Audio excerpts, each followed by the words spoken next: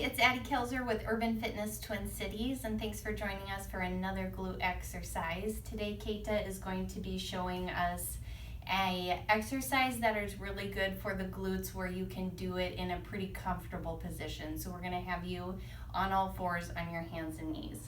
So if you want to go ahead and get started in that position, first thing, let's just go ahead and check this position before we get going. And that's just ensuring that her shoulders are stacked directly above her wrists and her hips are stacked directly above her knees. So she's kind of creating this box shape where she's got a nice flat spine along the top.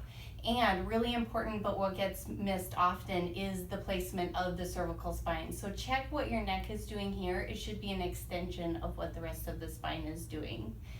And then also very common is hyperextension of the elbows.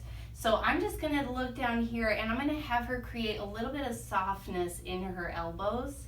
So just slightly bending that elbow. If you notice that you are prone to that hyperextension where it kind of looks like your elbow is bending the wrong direction, I want you to just soften that elbow a little bit so that it is straight and we don't risk that injury.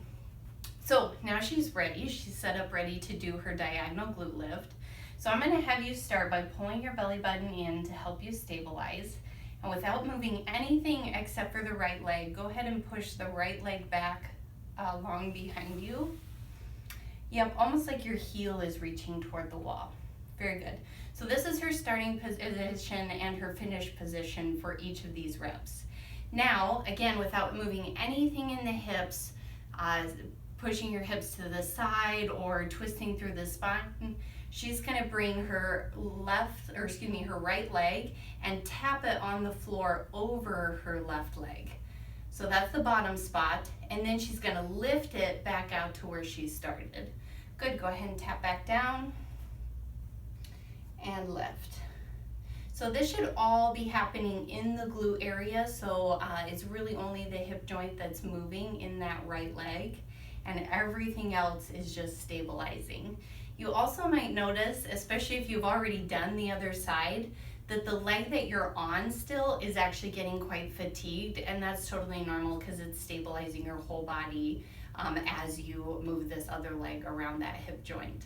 So this is a diagonal glute lift, and so when she's done maybe 15 or 20 on the one side, she'll go ahead and switch over to the other side and to finish up this exercise. So we'd love to hear if your glutes benefited from this exercise, and just remember to keep everything in the spine stable and really pulling your abs during this entire exercise. Thanks for watching.